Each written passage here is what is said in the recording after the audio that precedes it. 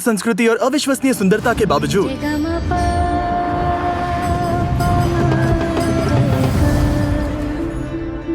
भारत में 4 करोड़ से अधिक बच्चे इस हाल में रहते हैं।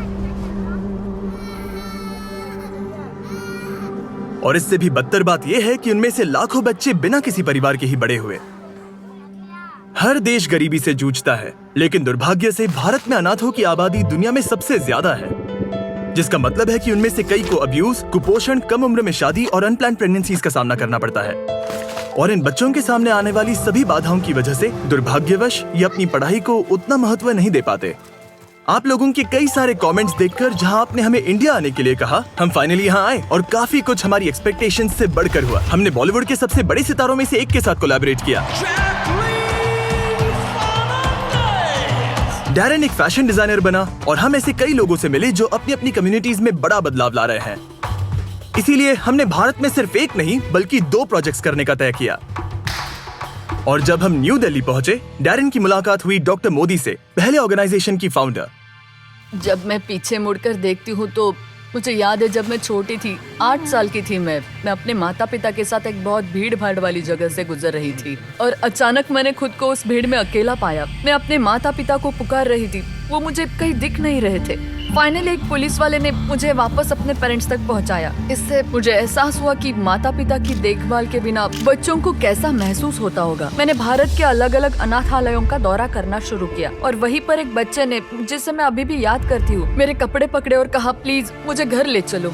यहीं से शुरुआत हुई उदयन घर होम प्रोग्राम की, जहां अनाथ और छोड़े गए बच्चों को सौंपा जाता है लाइफ लॉन्ग मेंटोर पेरेंट्स को। बहुत ही डेडिकेटेड केयर गिवर्स का एक ग्रुप जो छोटे बच्चों को बढ़ने के लिए एक लविंग फैमिली एनवायरनमेंट देता है ताकि वो समाज में बाकी बच्चों की तरह विकसित हो सके। लेकिन उदयन केयर बस यही नहीं रुका। 2002 में डॉक्टर मोदी ने उदयन शालिनी फेलोशिप प्रोग्राम शुरू किया, जहां मेंटोर्स अंडर प्रिविलेज्ड बैकग्राउंड से आने वाली लड़कियों को सपोर्ट करते हैं ताकि वो आगे बढ़कर एक एम्पावर्ड इंडिपेंडेंट वुमेन बन सके, जिससे एक ज्यादा इक्विटेबल सोसाइटी बन पाएगी। इसके बाद डॉक्टर मोदी ने हमें मिलवाया दीपक से, जो एक उदयन केयर होम में 40 लड़कियों के मेंटोर पेरेंट है।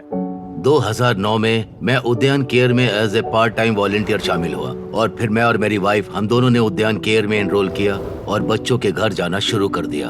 और मैंने 36 साल की उम्र में ही तय कर लिया था कि 52-53 की उम्र में मैं ये कॉर्पोरेट जिंदगी छोड़ दूंगा और अपना समय, ऊर्जा, धन जो भी मेरे पास है उसे कम्युनिटी को वापस देने में लगाऊंगा। इस संगठन द्वारा किए जा रहे अविश्वसनीय कार्य के बावजूद वो अभी भी फाइनेंशियली स्ट्रगल कर रहे हैं। दीपक ने मुझे आज सुबह यहाँ का दौरा कराया और मैंने देखा कि इन लड़कियों के स्किल्स को डेवलप करने के पीछे कितनी मेहनत कर रहे हैं ताकि वे जीवन में आगे बढ़ सके और इंडिपेंडेंट बन सके। इनमें से एक लड़की है शीतल। मेरा जन्म मुरादाबाद में हुआ था, जो कि उत्तर प्रदेश में है। मैं 4 साल की उम्र में उद्यान केयर में आई थी और मैं अपनी 4 बहनों के साथ थी। मैं सबसे छोटी हूँ। अगर मैं उद्यान केयर का हिस्सा नहीं होती ना तो शायद मैं गरीबी में ही जी रही होती, अनएजुकेटेड होती, मेरी कोई लाइफ ही नहीं होती, मेरे कोई सपने भी नहीं होते, मुझे दुनिया को बदलने या कुछ बड़ा करने की कोई आकांक्षा भी नहीं होती जिससे दुनिया का भला हो। कुछ समय में शीतल ने अपनी 12वीं पूरी कर ली और उन 3-4 वर्षों में मैं लड़कियों के साथ उनके भविष्य के करियर के बारे में जो करना चाहती है, वे कैसे करना चाहती है, इस बारे में बहुत सारी बातें करता था। जब मैं 12वीं में थी तो मुझे भविष्य में क्या करना है ये तय करने में बहुत मुश्किल हो रही थी। मैं बहुत महत्वाकांक्षी हूँ और मैं वास्तव में लोगों के लिए कुछ करना चाहती हूँ, क्योंकि मैं जिस समाज में रहती हूँ उससे मुझे बहुत कुछ मिला है। तो अपनी कला के माध्यम से चीजों के बारे में जागरूकता बढ़ाना। शीतल ने बताया कि वो फैशन डिजाइनर बनना चाहती है। अगर आपको फैशन डिजाइनर बनना है तो आपको सबसे अच्छे इंस्टीट्यूट में जाना चाहिए, कम से कम इंडिया में। इसीलिए अपनी पढ़ाई पर कड़ी मेहनत करने के बाद शीतल भारत के टॉप फैशन स्कूल मुंबई के national institute of fashion technology में एडमिशन पाने में सफल रही। मैं मुंबई गया, मैंने उसे कॉलेज छोड़ा। उस समय मुझे ऐसा एहसास हुआ कि ये कुछ अलग है। कोई आपके सपनों को लेकर इतना ज्यादा पैशनेट है जितनी ज्यादा पैशनेट मैं खुद भी अपने सपनों को लेकर नहीं हूँ। उसके साथ कॉलेज जाते समय मुझे वैसा ही महसूस हुआ जैसा मुझे तब महसूस हुआ जब मैं अपने बेटे को MBA के लिए इंडिया के एक इंस्टीट्यूट में छोड़ने गया था। ये कुछ ऐसा है जिसे आप किसी ऐसे व्यक्ति से पाने की उम्मीद नहीं रखते जो आपके पेरेंट ना हो, इसीलिए उनके साथ एक ऐसा इमोशनल कनेक्शन बनता है जो किसी मेंटर से कहीं ज्यादा गहरा होता है। उसने मुझे एक चिट्ठी लिखी जिसमें लिखा था कि मैं आपका बहुत सम्मान करती हूँ, मैं आपसे बहुत प्यार करती हूँ, मैं आपको पापा नहीं अंकल कहती हूँ। लेकिन मेरे मन में जो सम्मान है वो पिता से भी बढ़कर है। और 2021 में उसने फोन करके मुझसे ये पूछा। तो उस समय मैंने उनसे पूछा, क्या मैं आपको पापा बुला सकती हूँ? सच कहूँ तो मुझे अपने कानों पर यकीन नहीं हुआ।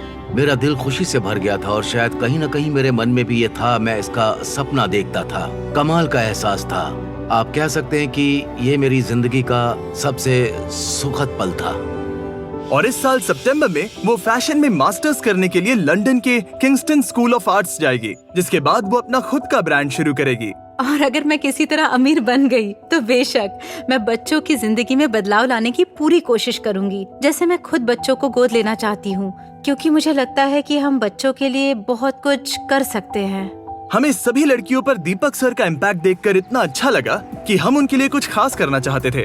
तो डैन ने अपनी पुरानी दोस्त जैकलीन फर्नांडिस को कांटेक्ट किया। और अगर आप नहीं जानते तो वो बॉलीवुड की एक बहुत बड़ी स्टार है, जिसके करोड़ों फॉलोअर्स हैं।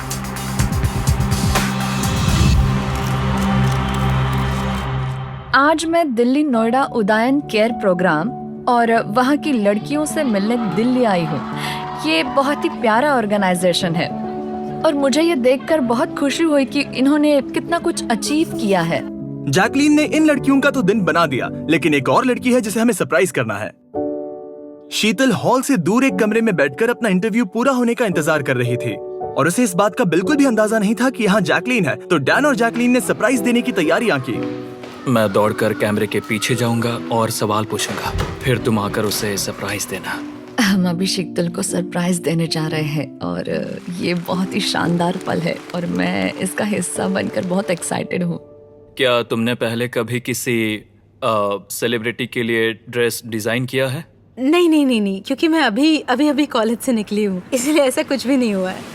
हाय, आपसे मिलकर बहुत खुशी हुई। हेलो शीतल। शीतल, वो लड़की जो आज सभी बाधाओं को पार करके यहाँ तक पहुँची है, वो एक बॉलीवुड स्टार जैकलीन फर्नांडिस के लिए एक ड्रेस डिजाइन करने जा रही है। उससे मिलकर मुझे उसकी जो चीज जो सबसे ज्यादा पसंद आई वो थी उसका कॉन्फिडेंस। वो बहुत ही यंग है और टैलेंटेड भी है। मुझे लगता है कि उदयन केयर ने इन लड़कियों के लिए बहुत ही अच्छा काम किया है